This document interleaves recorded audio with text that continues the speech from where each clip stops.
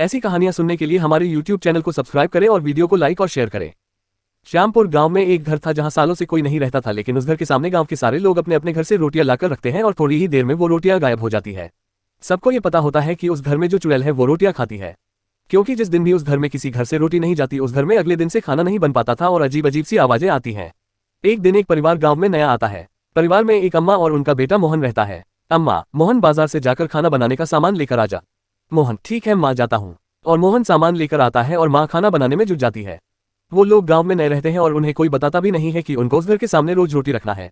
अब अम्मा खाना बना देती है और मोहन और अम्मा खाना खाकर सो जाते हैं। अगले दिन सुबह जब अम्मा खाना बनाने जाती है तो जैसे ही रोटी बनती है गायब हो जाती है और अजीब सी आवाजें आती हैं। अम्मा, मोहन मोहन मोहन। हाँ अम्मा, क्या हुआ? अम्मा, मैं रोटी बना रही हूँ और रोटियां गायब हो रही हैं और अजीब सी आवाजें आ रही हैं जैसे कोई हंस रहा हो।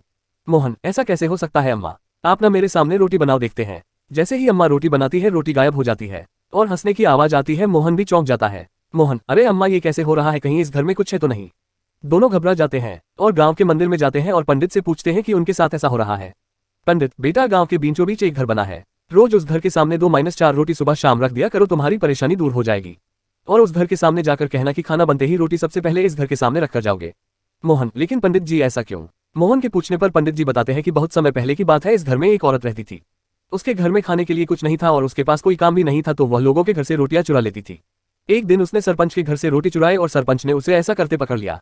इसके बाद सरपंच ने उसको सजा दी कि उसे कोई खाना नहीं देगा और उस घर में उसे बंद करवा दिया। उसकी उसी घर में मौत हो गई और उसके बाद वो चुड़ैल बन गई और तब से ही उसके घर के सामने सबको रोटी रखना पड़ती है। जो ऐसा नहीं करता उसको वह बहुत परेशान करती है। मोहन, तो आप लोगों ने कुछ किया नहीं जिससे उसको इस योनि से मुक्ति मिल जाए? पंडित, हमने बहुत कोशिश की लेकिन वो इस गांव से जाने तैयार ही नहीं है।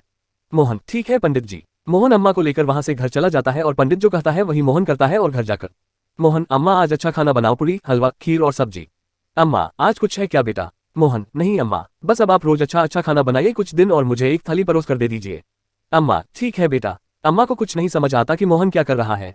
मोहन, आप परेशान मत हो अम्मा, सब ठीक है। मैं ये खाना इसलिए बनवा रहा हूँ कि जब हम रोटी वाली चुड़ैल को ये खाना खिलाएंगे तो उसको कितनी खुशी होगी। अम्मा, हाँ बेटा। अब मोहन थाली लेकर जाता है और रोटी वाली चुड़ैल के घर के बाहर बैठ जाता है और कहता है कि मोहन, चुड़ैल अम्मा बाहर आओ, मैं तुम्हारे लिए पकवान लाया हूँ।